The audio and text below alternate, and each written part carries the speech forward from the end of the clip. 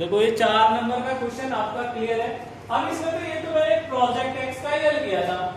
अब आप project Y का करोगे तो कैसे करोगे, किस प्रकार से करोगे, प्रोजेक्ट वाई।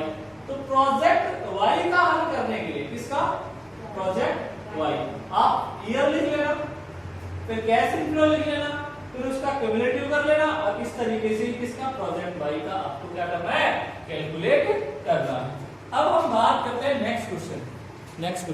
और नेक्स्ट क्वेश्चन है आपका 5 नंबर का।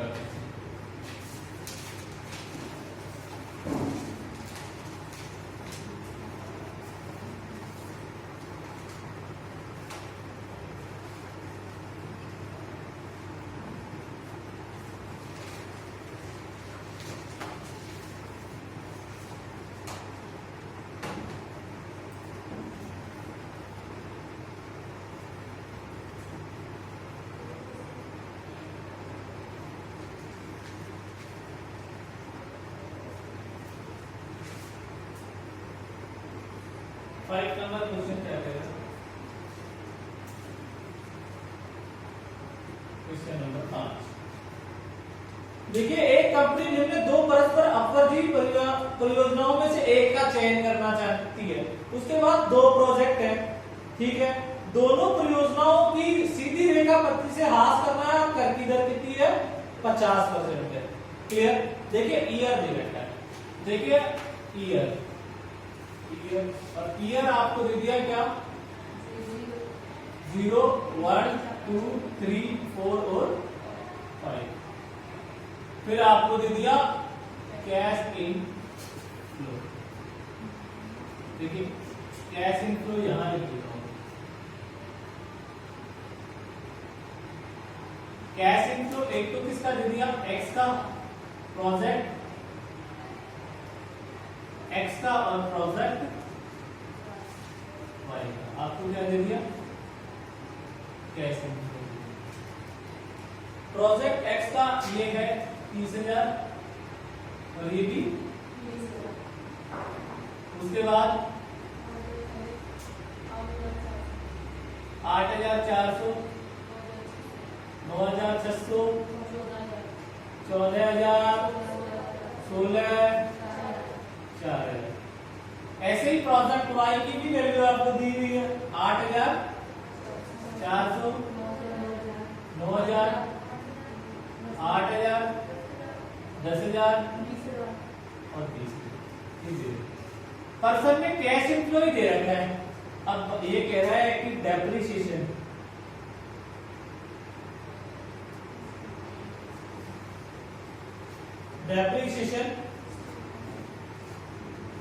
बाई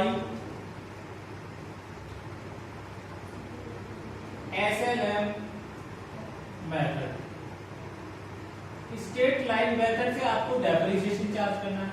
और टैक्स रेट इन्होंने दे दी कितनी, ये पर्सन में इंफॉर्मेशन दी हुई है, ठीक है। अदायगी अवधि का प्रयोग कीजिए, आपको कैलकुलेट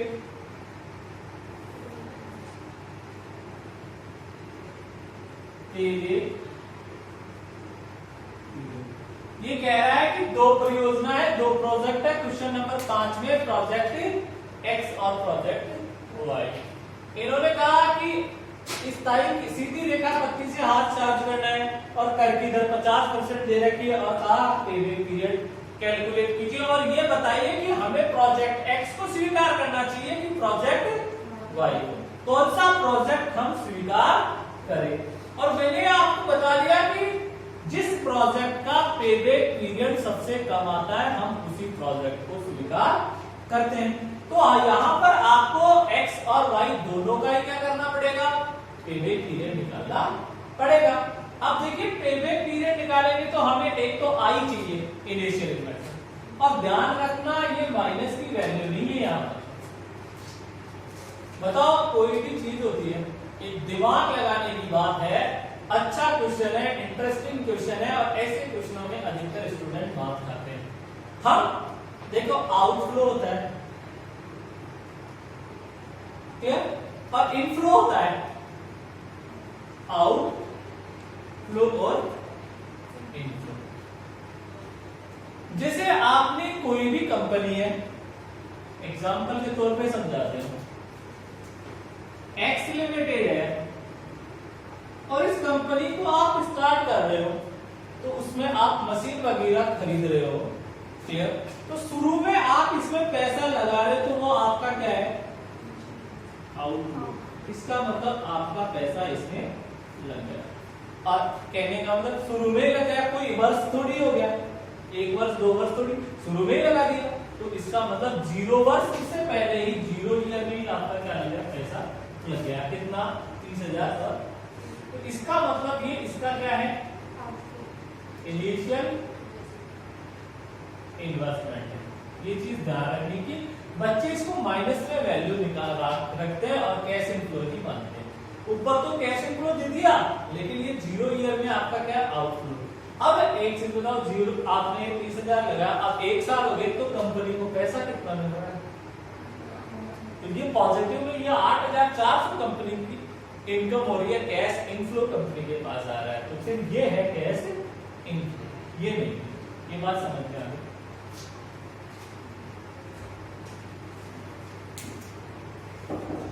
आगे क्या समझ में, अब इसमें भी समान है कि ये समान। अब देखो बच्चे एक जगह और कंफ्यूज होते हैं, बहुत बड़े कंफ्यूज होते हैं। कैसे कंफ्यूज होंगे, डेप्रिसिएशन भी दे दिया, टैक्स भी दे दिया, तो डेप्रिसिएशन निकालेंगे, घटाएंगे, टैक्स को घटाएंगे, ऐड करेंगे। ऐसा करना ही नहीं, ये आपको गुमराह कर रहा है कि बच्चे जानबूझकर इसमें क्या करें, गलती करें। और यहाँ पे तो डायरेक्ट कैश इनफ्लो दे रखा है, तो आपको कैलकुलेट करने की जरूरत ही नहीं है, 1000 चीजें दे रखी है आपको। तो मतलब से आपको चाहिए क्या क्वेश्चन में, पेबैक पीरियड के लिए आई और सी चाहिए, तो आई भी दे रखा है और सी भी दे रखा है। बाकी कितनी इंफॉर्मेशन दे दी, उनको आपको ध्यान में नहीं रखना है। अरे समझ में आ रहा है कि नहीं आ रहा,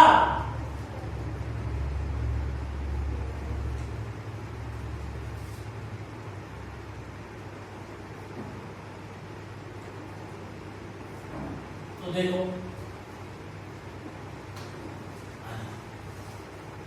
समझा समझा कर पढ़ा रहा हूं और समझ में आ गया होगा।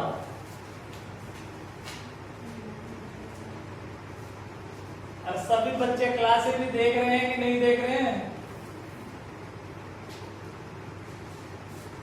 तो देखिए कैलकुलेशन ऑफ पे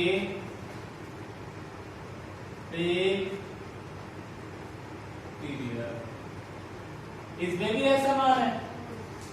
तो सबसे पहले क्या आएगा, ईयर आ जाएगा। ईयर आपका 1 2 3 4 और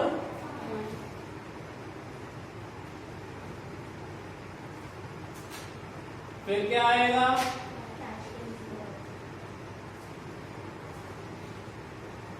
देखो अभी तो सारे प्रश्न में करा रहा हूं, आगे आप ही कॉल कर ले, सीख लेना अच्छे से। 30 क्वेश्चन है, 29 30, सभी क्वेश्चन नहीं कराऊंगा, 2 4 5 तो आप भी तो करोगे। कैश इनफ्लो कितना दे रहे हैं, 8,400, 9,600, 14,000, 16,000 और ये 4,000। अब क्या करेंगे, ऐसा मान है तो क्यूमुलेटिव कैश इन फ्लो,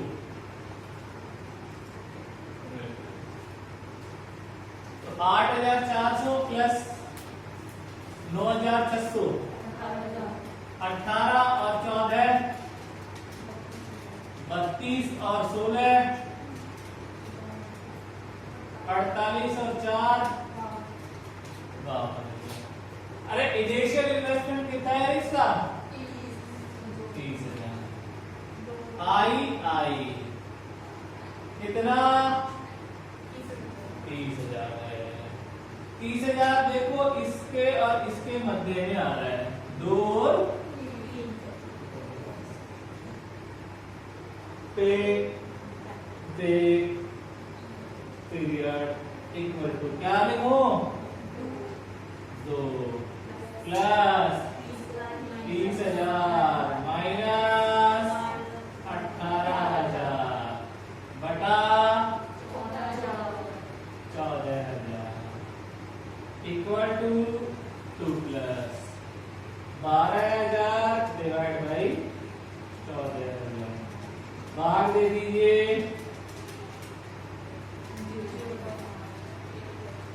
0.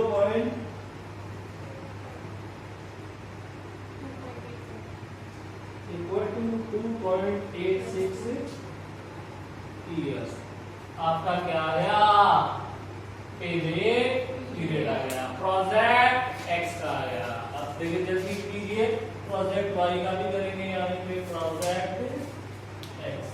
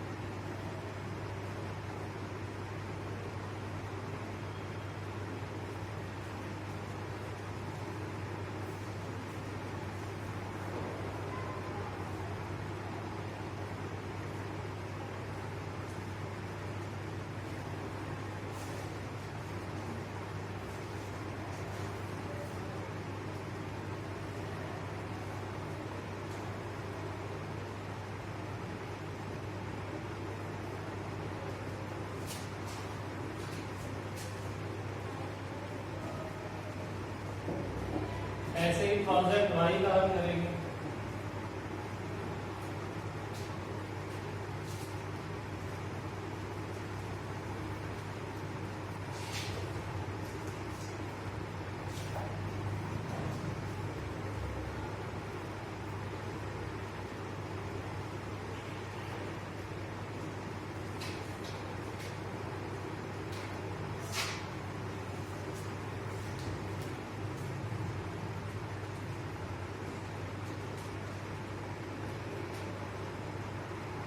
देखो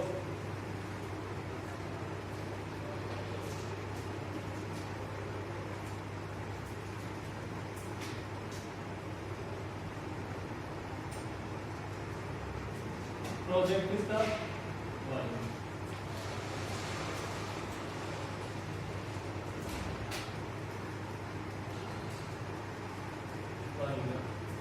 कैश इनफ्लो 8,400 9,000 8,000 10,000 और 20,000।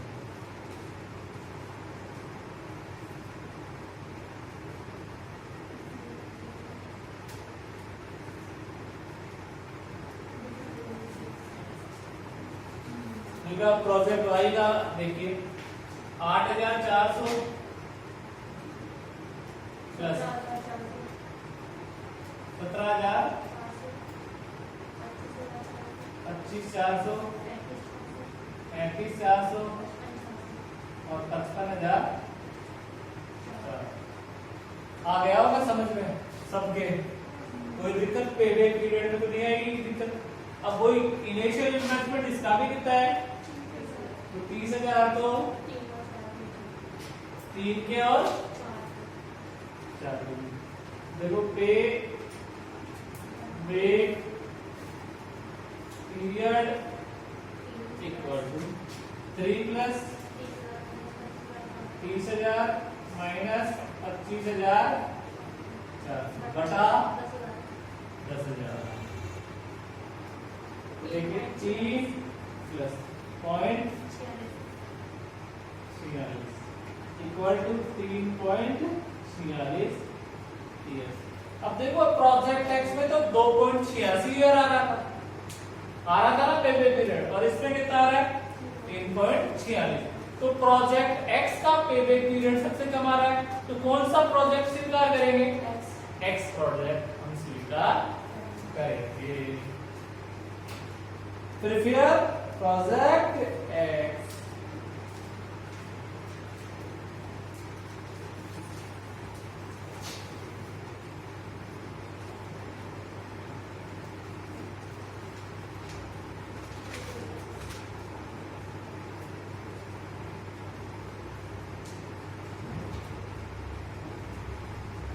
क्वेश्चन नंबर 6,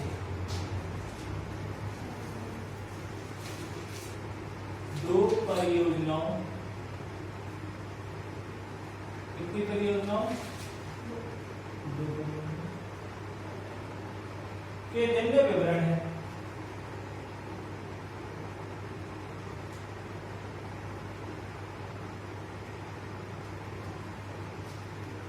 देखिए कॉस्ट दे रखी ए प्रोजेक्ट है और एक आपका कॉस्ट दे रखी है 40 और 50,000। फिर आपको स्क्रैप दे रखी है एस्टिमेटेड स्क्रैप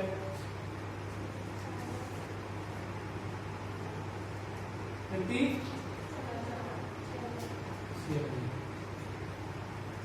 उसके बाद कैश इनफ्लो दे दिया। फिर देखो कैश इनफ्लो, अरे क्या दे दिया, ईयर 1 2 3 4 5 6 भी है क्या, 7 भी है क्या, लेकिन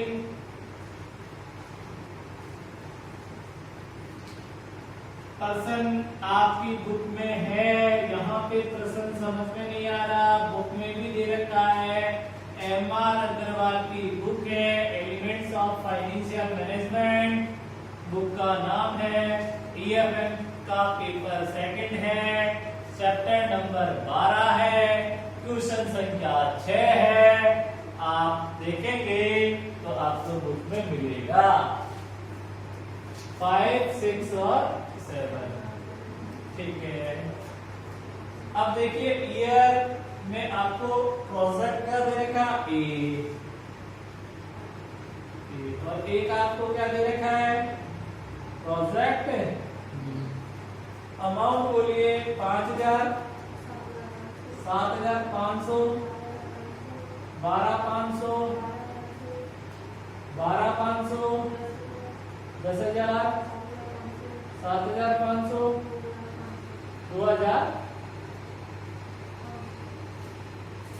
उसके बाद प्रोजेक्ट बी की अमाउंट भी देख लीजिए 10,000 15,000 15,000 फिर 15,000 7,500 5,000। ये नहीं पूछा क्या है, दो चीज पूछी। नंबर 1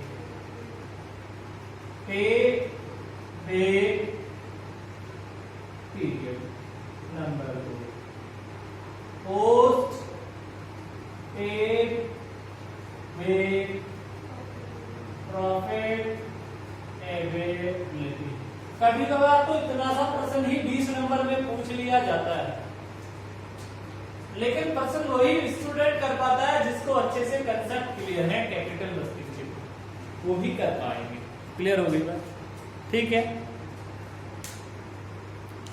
आपसे दो चीज पूछी है, कितनी चीज पूछी है? दो चीज पूछी है। एक तो क्या पूछी है? हाँ देखिए,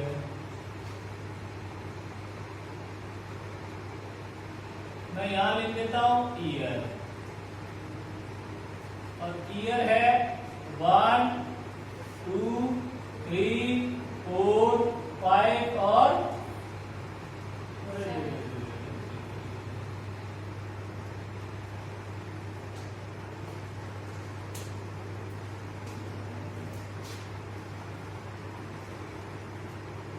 1। कैश इनफ्लो भी आपको दे रखा है, और यहां पर क्या करना है? Cumulative cash in flow. अरे कौन सा? क्यूमुलेटिव। देखो लिख दो ईयर 1 2 3 4 5 6 और 7। कैश इनफ्लो देखो फर्स्ट ईयर का 5000, 7500, 12500, फिर 12500, फिर 10000, उसके बाद 7500, फिर 2000। अब पेबैक पीरियड निकालते हैं तो क्या करेंगे? Payback period cumulative cash inflow, तो क्यूमुलेटिव कैश फ्लो करेंगे तो 5000, 5 और ये 12500, ये 25000, 25 और ये 37500, 37 और 10 47500, और ये 55000, 55 और 2 57500। आया 6 नंबर का क्वेश्चन आ गया। अभी भी नहीं आएगा समझ में तो आएगा तो है। देखो आई कितना है? आई बोले तो initial investment, cash out flow भी दे सकता है, आउटले भी दे सकता है। और पोस्ट कितनी दे रखी है? देखना तो आ गया 40,000। अब इस 40,000 को देखता हूं तो ये और ये आ रहा है, किन किन के? 4 और, तो 4 प्लस 40,000 माइनस 37,000 बटा कैश इनफ्लो कितना? 10,000 इक्वल टू 4.25 ईयर। आ गया क्या भाई? 2500 बचा और उसमें 10,000 का भाग दिया तो 0.25 आया। आ गया? अरे पेबैक पीरियड आ गया ना। अब देखो नेक्स्ट आपका पूछा है इसने पोस्ट पे बैक प्रॉफिट एबिलिटी। देखो कैसे टोटल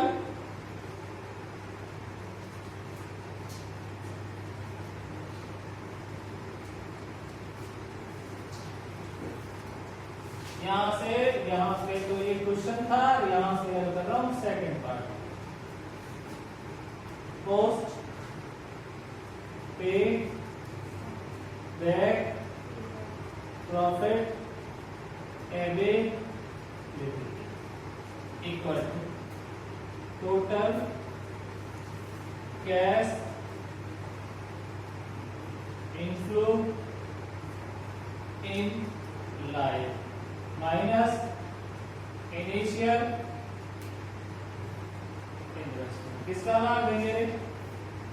इनिशियल इन्वेस्टमेंट का। ठीक है, total cash inflow in life minus initial investment. तो total cash inflow in life कितना है? 57,000 माइनस इनिशियल इन्वेस्टमेंट कितना 40,000। देखिए ये सूत्र कब लगाना है, जब असमान अनइक्वल कैश इनफ्लो होता है, असमान कैश इनफ्लो होता है, तो पोस्ट पेबैक प्रॉफिटेबिलिटी में हम ये फॉर्मूला लगाएंगे। हमने क्वेश्चन नंबर 3 किया था, उसमें इक्वल कैश इनफ्लो था, इसलिए वो फॉर्मूला लगाया था। ये चीजें आपको ध्यान में रखनी पड़ेगी। क्लियर है क्या? धीरे धीरे पढ़ा रहा हूं, आराम से पढ़िए। तो कितना आया? अब मैंने ये भी बताया था कि स्क्रैप और वर्किंग कैपिटल पर सब में हो तो पोस्ट पेबैक प्रॉफिटेबिलिटी की गणना करते समय उनको क्या कर देते हैं रे, जोड़ देते हैं। तो स्क्रैप कितना है रे 4,000, तो 4,000 इसमें जोड़ेंगे तो फाइनल आंसर कितना आ जाएगा 21,500 आ गया।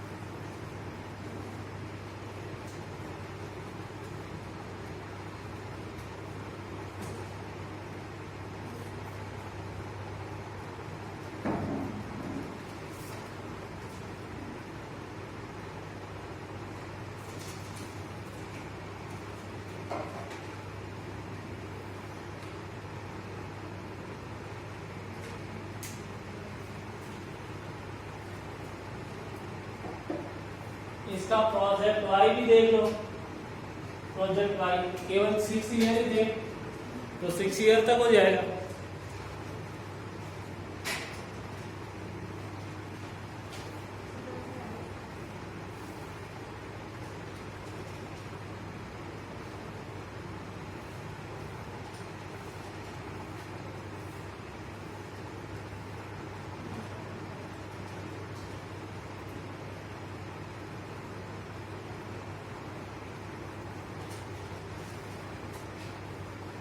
प्रोजेक्ट वाई में भी आपसे क्या पूछा है, देखिए प्रोजेक्ट आई में अब वाई में प्रोजेक्ट ए है, प्रोजेक्ट ए हो गया। अब बी का कैश इनफ्लो 10,000, फिर आपका 15, फिर आपका 15, फिर आपका 15, फिर आपका 7,500, फिर आपका। अब इसका क्या करेंगे,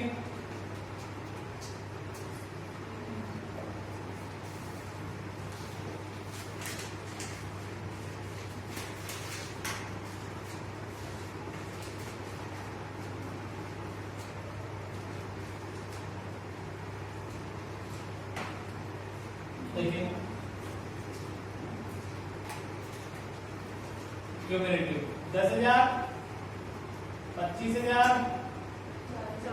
40,000, 55,000, 55 ये 62,500 और ये 67,500। इनिशियल इन्वेस्टमेंट कितना है, अरे कितना है 50,000।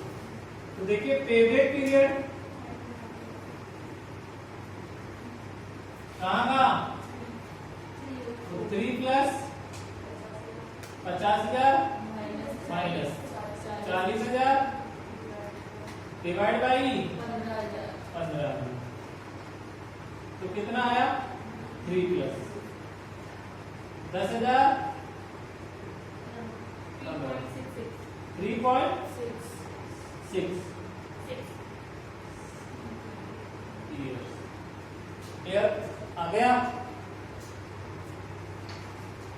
अब देखिए क्या चाहिए सेकंड पोस्ट पे back profitability equal to total cash inflow in life minus initial investment. Total cash inflow life है 67,500 minus equal to 17,500। Scrap value कितनी दे रखी है इक्वल टू, अरे आ गया क्या, एक काम तो हो गया। आज की क्लास में आपका जो पेबैक पीरियड और पोस्ट पेबैक पीरियड से रिलेटेड तो सारे कंसेप्ट आपके क्लियर हो। आज की क्लास आप अच्छे से निकालिए, नोट्स हैं, नोट्स को पढ़ें, क्वेश्चन तरीके से हर प्रकार के क्वेश्चन आ गए जिसमें कैश इनफ्लो दिया भी हुआ है, जिसमें कैश इनफ्लो कैलकुलेट करना भी है, और दोनों प्रकार के इक्वल का दिया गया और अनइक्वल का दिया गया। क्लियर होगी बात। तो इक्वल और अनइक्वल किस प्रकार से हम कैलकुलेट करते हैं वो चीजें हमने कर ली। तो एक कंसेप्ट तो बिल्कुल क्लियर है, एग्जाम तक भी नहीं भूलोगे आप, और एग्जाम में सही करके ही आओ पेबैक पीरियड। क्लियर है। अब आगे की जो क्लास होगी उसमें चलेगा अपना औसत प्रत्याय दर, एवरेज रेट ऑफ रिटर्न। अब उसके आएंगे 6-7 क्वेश्चन, उसको एक क्लास में, एक पूरी क्लास में केवल ARR ही पढ़ेंगे, तो उससे आपके सारे कंसेप्ट क्या होंगे क्लियर हो गए। आज आप इन जो प्रश्नों को किए इनको और अच्छे से निकालें, क्लियर, और अच्छे से निकालेंगे तो और अच्छी प्रैक्टिस होगी।